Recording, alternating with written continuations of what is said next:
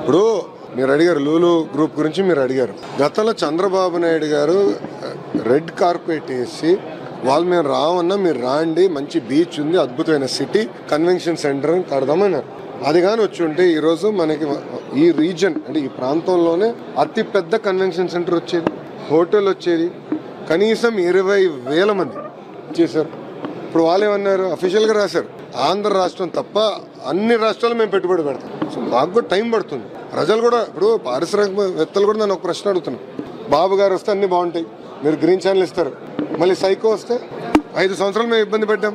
Renewable energy summit కి బాబు గారు వెళ్ళినప్పుడు అదే ప్రశ్న అందరూ అడిగారు. మీరు అన్ని బాగా చేస్తారు సార్, అన్ని సెట్ చేస్తారు, మీరు మమ్మల్ని ప్రోత్సహిస్తారు, మమ్మల్ని వెనకాల పరిగెత్తిస్తారు, మళ్ళీ పొరపాటున సైకో వస్తే మళ్ళీ మా పరిస్థితి ఏంటి? ప్రజలు కూడా గమనించాలా. ఎందుకంటే ఇట్లా ఒక సైకో అనే వ్యక్తి ముఖ్యమంత్రి అయినప్పుడు రివర్స్ టెండరింగ్ పేరుతో ఆ రోజు పీపీఎల్ క్యాన్సిల్ చేసి మొత్తం గందరగోళం సృష్టించాడు. దానివల్ల ఈరోజు కరెంట్ ఛార్జీలు కూడా పెరిగినాయి, పారిశ్రామికవేత్తలు కూడా ఇబ్బంది పడ్డారు. లూలు గ్రూప్ లాంటి వ్యక్తులు ఇంకా ఆంధ్ర రాష్ట్రానికి వైపు వచ్చేదానికి కొంచెం ఆలోచిస్తున్నారు, భయపడుతున్నారు. ఎందుకంటే పొరపాటున మళ్ళీ అతను వస్తే ఏంటని.